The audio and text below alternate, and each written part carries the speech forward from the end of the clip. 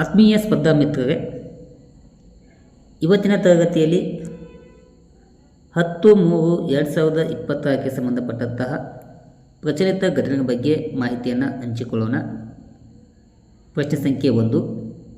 ಭ್ರೂಣ ಹತ್ಯೆ ಬಗ್ಗೆ ಮಾಹಿತಿ ನೀಡಿ ನ್ಯಾಯಾಲಯದಲ್ಲಿ ಪ್ರಕರಣ ದಾಖಲಿಸಲು ಸಹಕರಿಸುವಂತಹ ವ್ಯಕ್ತಿಗಳಿಗೆ ಬಹುಮಾನವನ್ನು ನೀಡುವಂಥ ಮೊತ್ತವನ್ನು 50,000 ರೂಪಾಯಿಗಳಿಂದ ಎಷ್ಟು ಲಕ್ಷಗಳಿಗೆ ಆ ಬಹುಮಾನದ ಮೊತ್ತವನ್ನು ಹೆಚ್ಚಳ ಮಾಡಲಾಗಿದೆ ಎಂಬ ಪ್ರಶ್ನೆ ಇದೆ.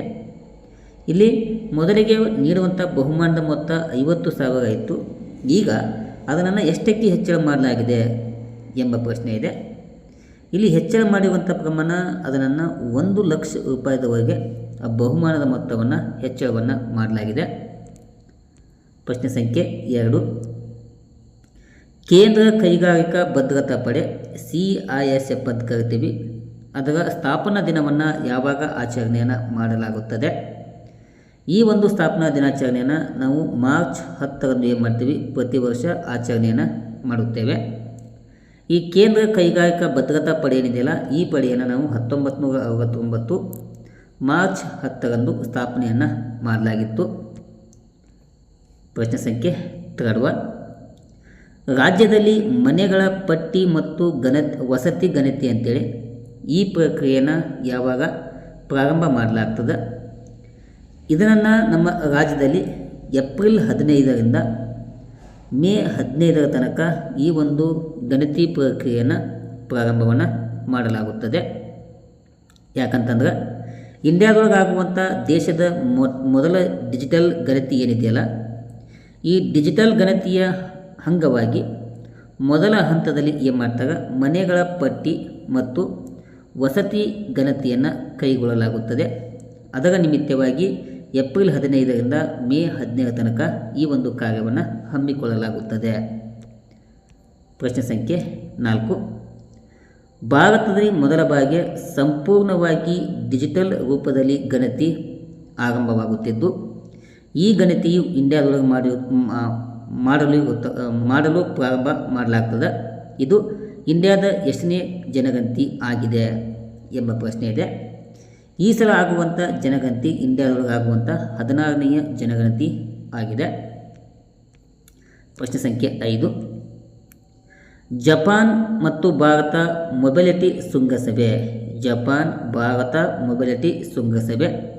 2026 ಎಲ್ಲಿ ನಡೆಯುತ್ತಿದೆ ಅಂತಂದ್ರೆ, ಈ ಒಂದು ಶೃಂಗಸಭೆಯು ನಮ್ಮ ಕರ್ನಾಟಕದ ಬೆಂಗಳೂರಿನಲ್ಲಿ ನಡೀತಾ ಇದೆ. ಇದು ಯಾರ ಸಂಯೋಗ ಅಂತಂದ್ರೆ, ನೀತಿ ಆಯೋಗ ಮತ್ತು ಜಪಾನಿನ ಹಣಕಾಸು ಇಲಾಖೆ, ವ್ಯಾಪಾರ ಮತ್ತು ಕೈಗಾರಿಕಾ ಸಚಿವಾಲಯ ಸಂಯೋಗದಲ್ಲಿ ಈ ಒಂದು ಸಮ್ಮೇಳನವನ್ನು ಮಾಡುವಂಥ ಕೆಲಸವನ್ನು ಮಾಡಲಾಗ್ತದೆ. ಪ್ರಶ್ನೆ ಸಂಖ್ಯೆ 5. ನಬಾರ್ಡಿನ ಇತ್ತೀಚಿನ ವರದಿಯ ಪ್ರಕಾರ ಯಾವುದು? ನಬಾರ್ಡ್. ಈ ನಬಾರ್ಡು 1982ರಲ್ಲಿ ಈ ನಬಾರ್ಡನ್ನು ಸ್ಥಾಪನೆಯನ್ನು ಮಾಡಲಾಗ್ತದೆ.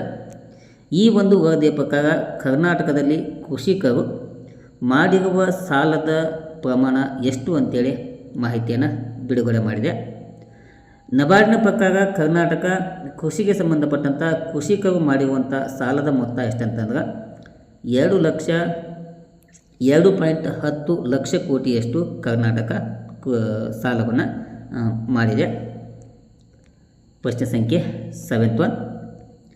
ಯಾವ ರಾಜ್ಯದ ರೈತರು ಅತಿ ಹೆಚ್ಚು ಕೃಷಿ ಸಾಲವನ್ನು ಪಡೆದಿದ್ದಾರೆ ಎಂಬ ಪ್ರಶ್ನೆ ಇದೆ. ಅತಿ ಹೆಚ್ಚು ಕೃಷಿ ಸಾಲವನ್ನು ಪಡೆದಿರುವಂಥ ರಾಜ್ಯ ಯಾವುದಂತಂದ್ರೆ ಅದು ತಮಿಳುನಾಡು ರಾಜ್ಯ ಅತಿ ಹೆಚ್ಚು ಸಾಲವನ್ನು ಪಡೆದುಕೊಂಡಿದೆ. ಈ ಒಂದು ಸಾಲವನ್ನು ಪಡೆಯುವುದರಲ್ಲಿ ನಮ್ಮ ಕರ್ನಾಟಕ 5ನೇ ಸ್ಥಾನದಲ್ಲಿ ಕಂಡು ಬರುತ್ತದೆ. ಓಕೆನಾ? ನೆಕ್ಸ್ಟ್ ಒನ್, ಪ್ರಶ್ನೆ ಸಂಖ್ಯೆ 7. ಲೆನಕಾಫಾವಿರ್ ಔಷಧಿಯನ್ನು ಪ್ರಾಥಮಿಕವಾಗಿ ಯಾವ ರೋಗವನ್ನು ತಡೆಗಟ್ಟುವಿಕೆಗಾಗಿ ಬಳಸಲಾಗುತ್ತದೆ? ಈ ಒಂದು ಔಷಧವನ್ನು HIV ಸೋಂಕನ್ನು ತಡೆಯುವ ಸಲುವಾಗಿ ನಾವೇನು ಮಾಡ್ತೇವೆ, ಈ ಔಷಧವನ್ನು ಬಳಸಲಾಗುತ್ತದೆ. ನೆಕ್ಸ್ಟ್ ಒನ್, CM302 ಎಂಬ ಇದು ಯಾವ ದೇಶವು ಅಭಿವೃದ್ಧಿಪಡಿಸಿರುವಂಥ ಸೂಪರ್ಸಾನಿಕ್ ಹಡಗು ವಿರೋಧಿ ಕ್ರೂಸ್ ಕ್ಷಿಪಣಿಯಾಗಿದೆ. ಈ ಒಂದು ಕ್ಷಿಪಣಿಯನ್ನು ಚೀನಾ ದೇಶ ಏನು ಮಾಡಿದೆ, ಅಭಿವೃದ್ಧಿಪಡಿಸಿದೆ. ನೆಕ್ಸ್ಟ್ ಒನ್, ರಾಜ್ಯ ಸರ್ಕಾರವು ನೌಕರರ ಹಾಜರಾತಿಗಾಗಿ ಯಾವ ಒಂದು ಆ್ಯಪನ್ನು ಅಭಿವೃದ್ಧಿಪಡಿಸಿದೆ? ಕರ್ನಾಟಕ ಸರ್ಕಾರ ಅಭಿವೃದ್ಧಿಪಡಿಸಿರುವಂಥ ಆ್ಯಪು KAAMS ಅಂತೇಳಿ. ಅದಕ್ಕೆ ನಾವು ಕರ್ನಾಟಕ ಆಧುನಿಕ ಹಾಜರಾತಿ ನಿವಾರಣಾ ವ್ಯವಸ್ಥೆ ಅಂತೇಳಿ ಕರಿತೀವಿ. ಈ ಒಂದು ಆ್ಯಪನ್ನು ಕರ್ನಾಟಕ ಸರ್ಕಾರ ನೌಕರರ ಹಾಜರಾತಿಯನ್ನು ಮಾಡುವ ಸಲುವಾಗಿ ಈ ಆ್ಯಪನ್ನು ಸಂಶೋಧನೆ ಮಾಡಿದೆ. ನೆಕ್ಸ್ಟ್ ಒನ್, 11/3/2023ಕ್ಕೆ ಸಂಬಂಧಪಟ್ಟಂತಹ ಕೆಲವೊಂದು ಪ್ರಚಲಿತ ಘಟನೆಯನ್ನು ನಾವಿಲ್ಲಿ ಚರ್ಚೆಯನ್ನು ಮಾಡೋಣ. ಇಂಡಿಯಾದಲ್ಲಿ ಶರಿಯತ್ ಕಾನೂನು ಯಾವಾಗ ಅನುಷ್ಠಾನಕ್ಕೆ ಬಂತಂತೇಳಿ ಪ್ರಶ್ನೆ ಇದೆ. ಇದು ಅನುಷ್ಠಾನಕ್ಕೆ ಬಂದಿದ್ದು 1937ರಲ್ಲಿ ಅನುಷ್ಠಾನಕ್ಕೆ ಬಂದಿದೆ. ಇದು ಇತ್ತೀಚೆಗೆ ಸುಪ್ರೀಂ ಕೋರ್ಟಲ್ಲಿ ಚರ್ಚೆ ಆಗ್ತಾ ಇದ್ದು ಏಕನಾಯಕ ಸಮಿತಿಯನ್ನು ಅನುಷ್ಠಾನಕ್ಕೆ ಗೊಳಿಸುವಂಥ ಅವಶ್ಯಕತೆ ಐತೆ ಅಂತೇಳಿ ಈ ಒಂದು ಕಾಯ್ದೆಯ ಅನುಗುಣವಾಗಿ ಸುಪ್ರೀಂ ಕೋರ್ಟು ಚರ್ಚೆಯನ್ನು ಮಾಡುವಂಥ ಕೆಲಸವನ್ನು ಮಾಡಿದೆ. ಯಾಕಂತಂದ್ರೆ ಮುಸ್ಲಿಂ ಮಹಿಳೆಯರ ವಿರುದ್ಧ ತಾರತಮ್ಯಕ್ಕೆ ಅವಕಾಶವನ್ನು ಮಾಡಿಕೊಡುವಂಥ ಕಾನೂನು ಈ ಶರಿಯತ್ ಕಾನೂನು ಆಗಿದೆ. ಇದರ ಬಗ್ಗೆ ಇತ್ತೀಚೆಗೆ ಸುಪ್ರೀಂ ಕೋರ್ಟು ಚರ್ಚೆಗೆ ಬಂದಿದೆ. ಪ್ರಶ್ನೆ ಸಂಖ್ಯೆ 2, T20 ವಿಶ್ವಕಪ್ ಗೆದ್ದ ಭಾರತ ತಂಡಕ್ಕೆ BCCI ಎಷ್ಟು ಕೋಟಿ ನಗದು ಬಹುಮಾನವನ್ನು ಘೋಷಣೆಯನ್ನು ಮಾಡಿದೆ? ಇಲ್ಲಿ ICCI ಗೆದ್ದಂಥ ತಂಡಕ್ಕೆ 27 ಕೋಟಿ ಅಮೌಂಟನ್ನು ಬಹುಮಾನವನ್ನು ನೀಡಿತ್ತು. ಯಾವುದು? ICCI. ಓಕೆನಾ. ಈಗ ಇಲ್ಲಿ BCCI ಅಂದರೆ ಭಾರತದ ಕ್ರಿಕೆಟ್ ಕೌನ್ಸಿಲಿಂಗ್ ಮಂಡಳಿ ಏನಿದೆಯಲ್ಲ, ಇದು ಭಾರತ ತಂಡಕ್ಕೆ ಬಹುಮಾನವನ್ನು ಘೋಷಣೆ ಮಾಡಿರುವಂಥ ಕೆಲಸವನ್ನು ಮಾಡಿದೆ. ಇಲ್ಲಿ BCCI ಗೆದ್ದಂಥ ಭಾರತ ತಂಡಕ್ಕೆ 131 ಕೋಟಿ ರೂಪಾಯಿ ಬಹುಮಾನವನ್ನು ಘೋಷಣೆಯನ್ನು ಮಾಡಿದೆ. ಈ 131 ಕೋಟಿಯಲ್ಲಿ ತಲಾ ಒಬ್ಬ ಆಟಗಾರನಿಗೆ 6 ಕೋಟಿ ರೂಪಾಯಿ ಹಣವನ್ನು, ಇನ್ನು ಉಳಿದ ಸಿಬ್ಬಂದಿಗಳಿಗೆ ತಲಾ 1 ಕೋಟಿ ರೂಪಾಯಿ ಅಮೌಂಟನ್ನು ಕೊಡುವಂಥ ಕೆಲಸವನ್ನು BCCI ಮಾಡಿದೆ. ಇನ್ನು 2024ರಲ್ಲಿ ಗೆದ್ದಂಥ T20 ವರ್ಲ್ಡ್ ಕಪ್ನಲ್ಲಿ BCCI ಎಷ್ಟು 125 ಕೋಟಿ ನಗದು ಬಹುಮಾನವನ್ನು ಘೋಷಣೆ ಮಾಡಿತ್ತು. ಆದರೆ ಈ ಸಲ ಅದನ್ನು 130 ಕೋಟಿಯಷ್ಟು ಹೆಚ್ಚಳ ಮಾಡಿ ಬಹುಮಾನವನ್ನು ಘೋಷಣೆಯನ್ನು ಮಾಡಿದೆ. ಪ್ರಶ್ನೆ ಸಂಖ್ಯೆ 3, ಜಲ ಜೀವನ್ ಮಿಷನ್ ಎಂಬ ಯೋಜನೆಯನ್ನು ಕೇಂದ್ರ ಸರ್ಕಾರ ಎಲ್ಲಿಯ ತನಕ ವಿಸ್ತರಣೆಯನ್ನು ಮಾಡಿದೆ? ಈ ಒಂದು ಮಿಷನನ್ನು ಕೇಂದ್ರ ಸರ್ಕಾರ 2028 ಡಿಸೆಂಬರ್ ತನಕ ವಿಸ್ತರಣೆಯನ್ನು ಮಾಡಿದೆ. ಈ ಒಂದು ಸ್ಕೀಮು ಅನುಷ್ಠಾನಕ್ಕೆ ಬಂದಿದ್ದು 2019-20 ಸಾಲಿನಲ್ಲಿ ಜಲ ಜೀವನ್ ಮಿಷನ್ ಯೋಜನೆಯನ್ನು ಅನುಷ್ಠಾನಕ್ಕೆ ತರಲಾಗಿತ್ತು. ಈಗ ಈ ಯೋಜನೆಯನ್ನು 2028 ಡಿಸೆಂಬರ್ ತನಕ ವಿಸ್ತರಣೆಯನ್ನು ಮಾಡಲಾಗಿದೆ. ನೆಕ್ಸ್ಟ್ ಒನ್, ದ್ರವೀಕೃತ ನೈಸರ್ಗಿಕ ಅನಿಲವನ್ನು LNG ಅಂತ ಏನು ಕರಿತೀವಲ್ಲ, ಇದನ್ನು ಅತಿ ಹೆಚ್ಚು ಆಮದು ಮಾಡಿಕೊಳ್ಳುತ್ತಿರುವ ಜಗತ್ತಿನ 4ನೇ ರಾಷ್ಟ್ರ ಯಾವುದು ಅಂತೇಳಿ ಪ್ರಶ್ನೆ ಇದೆ. ಇದು ಇತ್ತೀಚೆಗೆ ಬಹಳ ಚರ್ಚೆಯಲ್ಲಿರುವಂಥ ವಿಷಯವಾಗೈತಿ. ಯಾಕಂದ್ರೆ ಇರಾನು ಮತ್ತು ಅಮೇರಿಕಾ, ಇಸ್ರೇಲ್ ಮತ್ತು ಏನು ಯುದ್ಧ ಅದಾವಲ್ಲ, ಈ ಯುದ್ಧದಲ್ಲಿ ಇದು ಬಹಳ ಚರ್ಚಿತವಾಗಿರುವಂಥ ಅಂಶವಾಗಿದೆ. ಇತ್ತೀಚೆಗೆ ಇಂಡಿಯಾದೊಳಗೆ LPGಗಳಾಗ್ಬೋದು, ಪೆಟ್ರೋಲ್ ಮತ್ತು ಡೀಸೆಲ್ ಆಗ್ಬೋದು, ಎಲ್ಲವುಗಳ ಬೆಲೆ ಹೆಚ್ಚಳ ಆಗೈತಲ್ಲ, ಆ ಹೆಚ್ಚಳವಾದಂಥ ದೃಷ್ಟಿಕೋನವನ್ನು ಇಟ್ಕೊಂಡು ಈ ಪ್ರಶ್ನೆಯನ್ನು ಕೇಳುವಂಥ ಸಂಭವ ಇರ್ತದೆ. ಹೀಗಾಗಿ ಈ ದ್ರವೀಕೃತ ನೈಸರ್ಗಿಕ ಅನಿಲವನ್ನು ಅತಿ ಹೆಚ್ಚು ಆಮದು ಮಾಡಿಕೊಳ್ಳುತ್ತಿರುವಂಥ ಜಗತ್ತಿನ 4ನೇ ರಾಷ್ಟ್ರ ಯಾವುದಂತಂದ್ರೆ ಅದು ನಮ್ಮ ಭಾರತ ದೇಶ. ಇಲ್ಲಿ ಭಾರತ ದೇಶ ವಾರ್ಷಿಕವಾಗಿ 5.4 ಕೋಟಿ ಟನ್ಗಳಷ್ಟು ದ್ರವೀಕೃತ ನೈಸರ್ಗಿಕ ಅನಿಲವನ್ನು ಬಳಸುವಂಥ ಕೆಲಸವನ್ನು ಮಾಡ್ತದೆ. ಪ್ರಶ್ನೆ ಸಂಖ್ಯೆ 5, ಭಾರತವು ಯಾವ ದೇಶದಿಂದ ಅತಿ ಹೆಚ್ಚು ದ್ರವೀಕೃತ ನೈಸರ್ಗಿಕ ಅನಿಲವನ್ನು ಆಮದು ಮಾಡಿಕೊಳ್ಳುತ್ತದೆ ಎಂಬ ಪ್ರಶ್ನೆ ಇದೆ.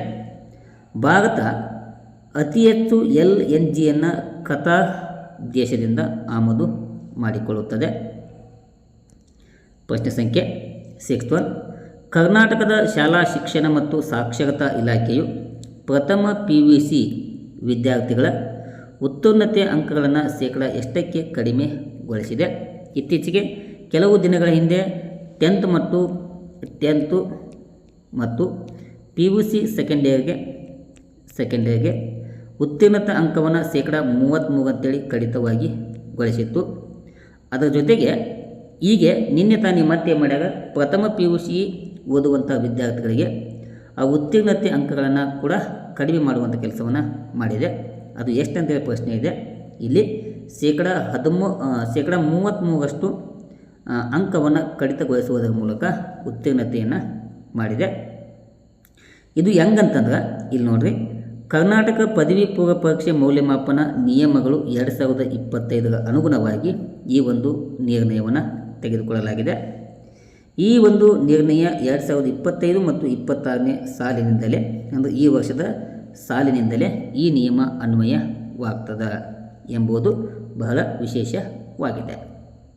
ಇನ್ನು ಪ್ರಶ್ನೆ ಸಂಖ್ಯೆ 7, ಬಂಡವಾಳ ಹೂಡಿಕೆ ಆಕರ್ಷಿಸಲು ದೇಶದ ಯಾವುದೇ ಸಂಸ್ಥೆಯಲ್ಲಿ ವಿದೇಶಿ ಕಂಪನಿಗಳು ಇರದವಲ್ಲ ಅವುಗಳಿಗೆ ಎಷ್ಟು ಹೂಡಿಕೆ ಮಾಡಲು ಭಾರತ ಸರ್ಕಾರ ಅವಕಾಶವನ್ನು ಮಾಡಿಕೊಡಲಾಗಿದೆ. ಇದಕ್ಕೆ ಉತ್ತರ ಏನು? 10% ಹೂಡಿಕೆ ಮಾಡಲು ಅವಕಾಶವನ್ನು ಮಾಡಿಕೊಟ್ಟಿದೆ. ಯಾಕಂದ್ರೆ ನಮ್ಮ ದೇಶದ ಗಡಿಯನ್ನು ಹಂಚಿಕೊಂಡಿರುವಂಥ ಚೀನಾ ಆಗ್ಬೋದು, ಬಾಂಗ್ಲಾದೇಶ, ಭೂತಾನು, ನೇಪಾಳ ಮತ್ತು ಮಯನ್ಮಾರ್, ಅಫ್ಘಾನಿಸ್ತಾನ್ ಇವುಗಳ ಜೊತೆಗೆ ಹೆಚ್ಚಿನ ಪ್ರಮಾಣದಲ್ಲಿ ಬಂಡವಾಳವನ್ನು ಆಕರ್ಷಣೆ ಮಾಡುವಂಥ ಒಂದು ಉದ್ದೇಶವನ್ನು ಇಟ್ಕೊಂಡಂಥ ಭಾರತ ಈ ಒಂದು ತೀರ್ಮಾನವನ್ನು ಹಮ್ಮಿಕೊಳ್ಳುವಂಥ ಕೆಲಸವನ್ನು ಮಾಡಿದೆ. ಪ್ರಶ್ನೆ ಸಂಖ್ಯೆ 8, ಇತ್ತೀಚೆಗೆ ಯಾವ ವಿಮಾನ ನಿಲ್ದಾಣಕ್ಕೆ ಅಂತಾರಾಷ್ಟ್ರೀಯ ವಿಮಾನ ನಿಲ್ದಾಣ ದರ್ಜೆಗೇರಿಸಲು ಕೇಂದ್ರ ಸಚಿವ ಸಂಪುಟ ಒಪ್ಪಿಗೆಯನ್ನು ನೀಡಿದೆ? ಇದು ತಮಿಳುನಾಡಿನ ಮಧುರೈ ವಿಮಾನ ನಿಲ್ದಾಣವನ್ನು ಅಂತಾರಾಷ್ಟ್ರೀಯ ವಿಮಾನ ನಿಲ್ದಾಣವಾಗಿ ಮೇಲ್ದರ್ಜೆಗೊಳಿಸಲು ಕೇಂದ್ರ ಸಚಿವ ಸಂಪುಟ ಒಪ್ಪಿಗೆ ನೀಡಿದೆ. ಪ್ರಶ್ನೆ ಸಂಖ್ಯೆ 9, ಭಾರತವು ವಿಶ್ವದ ಎಷ್ಟನೆಯ ಅತಿ ದೊಡ್ಡ ಶಸ್ತ್ರಾಸ್ತ್ರ ಆಮದುದಾರ ರಾಷ್ಟ್ರವಾಗಿದೆ? ಭಾರತವು ಶಸ್ತ್ರಾಸ್ತ್ರವನ್ನು ಆಮದು ಮಾಡಿಕೊಳ್ಳುವಲ್ಲಿ ನಮ್ಮ ದೇಶ 3ನೇ ಸ್ಥಾನವನ್ನು ಪಡೆದುಕೊಂಡಿದೆ ಅಂತೇಳಿ Stockholm international piece research institution ಈ ವರದಿ ಬಿಡುಗಡೆ ಮಾಡಿದೆ. ಪ್ರಶ್ನೆ ಸಂಖ್ಯೆ 10, ಅಂತಾರಾಷ್ಟ್ರೀಯ ಮಲೇರಿಯಾ ಸಮ್ಮೇಳನ 2026 ಎಲ್ಲಿ ನಡೆಯಿತು ಅಂತೇಳಿ ಪ್ರಶ್ನೆ ಇದೆ. ಈ ಒಂದು ಸಮ್ಮೇಳನವು ನಮ್ಮ ಬೆಂಗಳೂರಿನಲ್ಲಿ ಈ ಸಲ ನಡೆಯಿತು. ಈ ವರ್ಷದ ಈ ಸಮ್ಮೇಳನದ ಮುಖ್ಯ ಥೀಮ್ ಏನಂತಂದ್ರೆ ವಿಷಯ ಶೋಧನೆ, ಅಭಿವೃದ್ಧಿ ಮತ್ತು ವಿತರಣೆ ಎಂಬ ವಿಷಯದೊಂದಿಗೆ ಈ ವರ್ಷ ಇದನ್ನು ಆಚರಣೆಯನ್ನು ಮಾಡಲಾಯಿತು. ನೆಕ್ಸ್ಟ್ ಒನ್, ಹ್ಯೂಮನ್ ಮೆಟಾನ್ಯೂಮೋವೈರಸ್ ಅಂದರೆ HMPV ಅಂತ ಏನು ಕರಿತೀವಲ್ಲ ಎಂಬ ಸಾಂಕ್ರಾಮಿಕ ರೋಗವು ಉಸಿರಾಟದ ವೈರಸ್ ಆಗಿದ್ದು ಇದು ಯಾವ ದೇಶದಲ್ಲಿ ಬಹಳ ವೇಗವಾಗಿ ಹರಡುತ್ತಿದೆ ಎಂಬ ಪ್ರಶ್ನೆ ಇದೆ. ಈ ಒಂದು ವೈರಸ್ಸು ಇತ್ತೀಚೆಗೆ ಅಮೆರಿಕ ದೇಶದಲ್ಲಿ ಅತಿ ಹೆಚ್ಚು ವೇಗವಾಗಿ ಹರಡುವಂಥ ವೈರಸ್ ಆಗಿ ಕಂಡುಬಂದಿದೆ. ನೆಕ್ಸ್ಟ್ ಒನ್, ಭಾರತದ ಕೇಂದ್ರ ಜಲಶಕ್ತಿ ಸಚಿವಾಲಯವು ಡ್ಯಾಮ್ಗಳ ಸೇಫ್ಟಿಗಾಗಿ ಯಾವ ಒಂದು ಪ್ಲಾಟ್ಫಾರ್ಮನ್ನು ಆರಂಭಿಸಿದೆ? ಇವುಗಳ ಸೇಫ್ಟಿಗಾಗಿ ಜಲಶಕ್ತಿ ಸಚಿವಾಲಯವು AI ನೇತ್ರ ಅಂತೇಳಿ ಅದರ full form network traffic analyse ಅಂತೇಳಿ ಈ ಒಂದು ಸ್ಕೀಮನ್ನು ಅಥವಾ ಪ್ಲಾಟ್ಫಾರ್ಮನ್ನು ಆರಂಭವನ್ನು ಮಾಡಿದೆ. ಇದರ ಮೂಲಕ ಭಾರತದ 6600ಕ್ಕೂ ಹೆಚ್ಚು ಅಣೆಕಟ್ಟುಗಳನ್ನು ನೈಜ ಸಮಯದ ಟ್ರ್ಯಾಕಿಂಗ್ಗೆ ಈ ಒಂದು ಪ್ಲಾಟ್ಫಾರ್ಮು ಸಹಾಯವನ್ನು ಮಾಡುತ್ತದೆ. ಪ್ರಶ್ನೆ ಸಂಖ್ಯೆ 13, ಚುನಾಯಿತ ಮಹಿಳಾ ನಾಯಕರ ಪರವಾಗಿ ಅವರ ಪುರುಷ ಸಂಬಂಧಿಕರು ಅಧಿಕಾರ ಚಲಾಯಿಸುವಂಥ ಪದ್ಧತಿಗೆ ಏನೆಂದು ಕರೆಯುತ್ತಾರೆ ಅಂತಂದ್ರೆ ಸರಪಂಚ ಪತಿ ಅಂತೇಳಿ ಅದನ್ನು ಕರೆಯಲಾಗ್ತದೆ.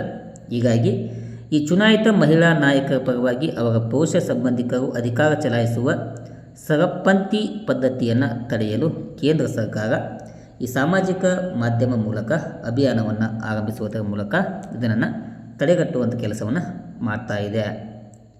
ಪ್ರಶ್ನೆ ಸಂಖ್ಯೆ 14, 40ನೇ ಆವೃತ್ತಿಯ ಅಂತಾರಾಷ್ಟ್ರೀಯ ಆಹಾರ ಮೇಳವನ್ನು ಪಿಯೂಷ್ ಗೋಯಲ್ರವರು ಎಲ್ಲಿ ಉದ್ಘಾಟನೆಯನ್ನು ಮಾಡಿದ್ರು ಅಂತಂದ್ರೆ ಈ ಒಂದು 40ನೇ ಆವೃತ್ತಿಯ ಅಂತಾರಾಷ್ಟ್ರೀಯ ಆಹಾರ ಮೇಳವನ್ನು ನವದೆಹಲಿಯಲ್ಲಿ ಉದ್ಘಾಟನೆಯನ್ನು ಮಾಡಲಾಯಿತು.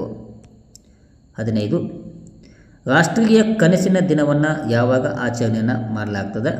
ಈ ಒಂದು ದಿನಾಚರಣೆಯನ್ನು ಮಾರ್ಚ್ 11ರಂದು ಆಚರಣೆ ಮಾಡಲಾಗುತ್ತದೆ.